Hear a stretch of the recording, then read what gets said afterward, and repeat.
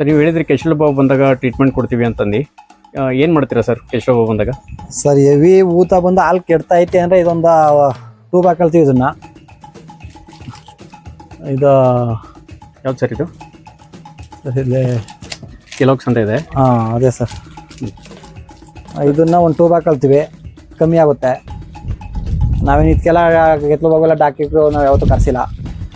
ಇನ್ನು ಸ್ವಲ್ಪ ಊತ ಬಂದೈತೆ ಅಂದರೆ ಈ ಮಸ್ತಿ ಲೇಪ ಅಂದ್ಬಿಟ್ಟು ಇದೊಂದು ಔಷಧಿ ಸಾಕೊಳ್ತೀವಿ ಸರ್. ಕೆಶುಲು ಮೇಲೆ ಮೇಲೆ ಊತಕ್ಕೆ ಮೇಲೆ ಸಾವಿರ ಬಿಡೋದು, ಅಷ್ಟಕ್ಕೆ ಕಮ್ಮಿ ಆಗುತ್ತೆ ಒಂದೇ ಟೈಮ್ಗೆ. ಸರ್ ಎಷ್ಟು ದಿನ ಆಗಿ ಕಡಿಮೆ ಆಗುತ್ತೆ? ಒಂದು ಟೈಮ್ಗೆ ಕಮ್ಮಿ ಆಗುತ್ತೆ ಸರ್, ಒಂದು ಟೈಮ್ 2 ಟೈಮ್ಗೆ ಕಮ್ಮಿ ಆಗುತ್ತೆ. ಸರ್ ಇದು ಟ್ಯೂಬ್ ಎಷ್ಟಾಗುತ್ತೆ? ಒಂದು ಟ್ಯೂಬ್ಗೆ ಎಷ್ಟು? ಇದು ಏನೊಂದು 60 ರಿಂದ 70 ರೂಪಾಯಿ ಆಗೋದು ಸರ್. ಇದು ನಾವು ಕಮ್ಮಿನೇ ಯೂಸ್ ಮಾಡೋದು, ಜಾಸ್ತಿ ಕಾಸ್ಟ್ಲಿ ಯೂಸ್ ಮಾಡಲ್ಲ. ರಿಸಲ್ಟ್ ಇದೆ? ರಿಸಲ್ಟ್ ಐತೆ ಸರ್, ನಮ್ಮ ಹಸ್ಕೊಳ್ಗೆ ಐತೆ, ಬೇರೆ ಹಸ್ಕೊಳ್ಗೆ ಏನೋ ಗೊತ್ತಿಲ್ಲ. ನಮ್ಮ ಹಸ್ಕೊಳ್ಗೆ ಇದನ್ನೇ ಯೂಸ್ ಮಾಡ್ತಾ ಇರೋದು. ಸರ್ ಎಷ್ಟು ವರ್ಷದಿಂದ ಯೂಸ್ ಮಾಡ್ತಿದ್ದೀರಾ?